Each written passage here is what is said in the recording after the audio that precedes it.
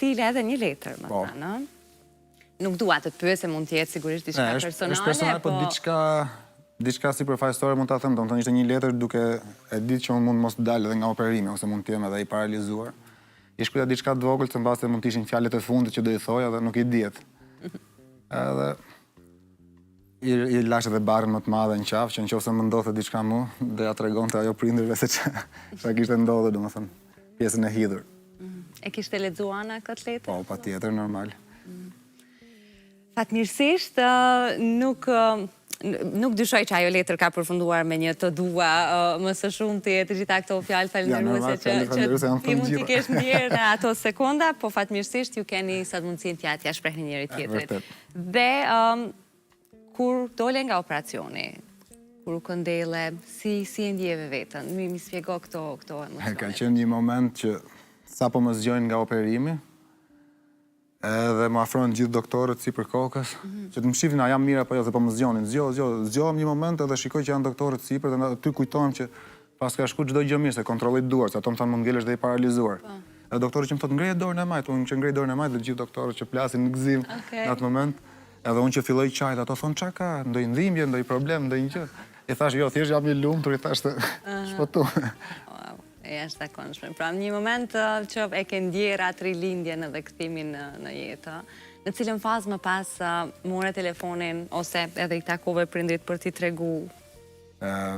Duket se ka qenë diçka një javë mbas operimit, sa më ishin rritur pak flokët, duke ajo qepi akoma, edhe i telefonoj prindërve me kamër që i them që kalova një tumor, bëra operimin, çdo gjë është në rregull. Në moment që marrin telefon prindrit, isha duke folë me mamin dhe në atë moment vjen dhe babi, edhe i them që kam bërë një tumor në kokë, them unë në sapo e mbarova operimin dhe kam mbaru çdo gjë me sukses.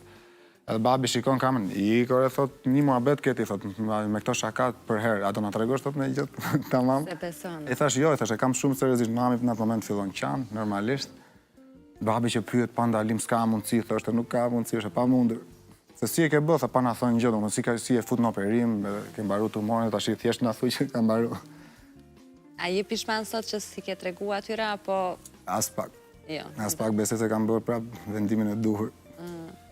Duke i njoft sa të ndjeshëm janë, edhe sa e përjetojnë, besoj që më e mira është mos i tregoj, mos i ngarkojmë atë një stres, një ankth aq të madh. Tjetër, veç besoj që nga ana e prindërve pengu më i madh i tyre mund të kishte mbet, fatmirësisht që s'ka ndodhur ndonjë gjë. Në vërtet.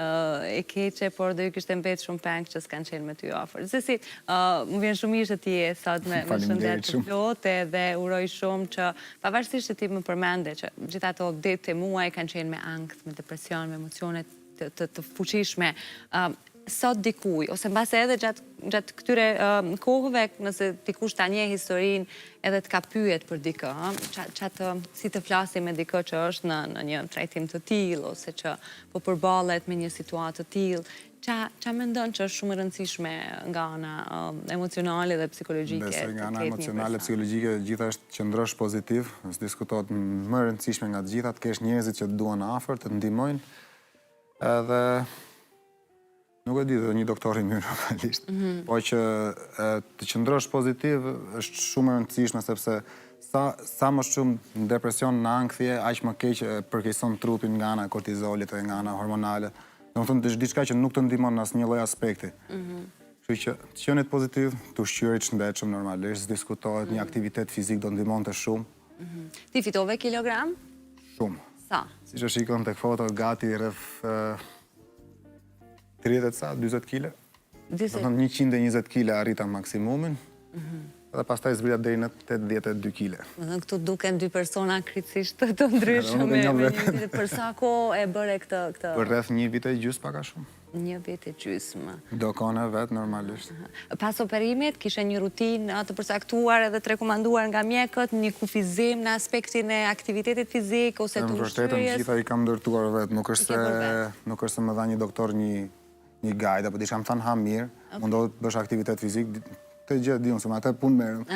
Kështu që gjithë rrugtimin pastaj ishte vetëm, ai sa kisha lexuar, ai sa kisha mësuar, përveç mbështetjes familjare dhe të gjithë tjerë, po strukturën, programin, ushqimin, gjitha vetë, për atë kam studiuar, kështu që... Të ndryshoj kjo kjo fatkeqësi, kjo smundje të ndryshoj diçka në mënyrën se si ti e ke parë jetën më përpara? Besoj se po. Në çka? Në shumë aspekte, në qoftë për shëndetin, në qoftë për kujdesjen për vete, në qoftë të kaloj kohën me njerëzit që dua më shumë, a kupto, dikush ai pak më shumë vëmendje, t'jem më i vetëdijshëm, a kupto, t'jem pak më prezent kur i thon. Se ndonjëherë humbim në objektivat që kemi dhe harrojmë se çfarë po kalojmë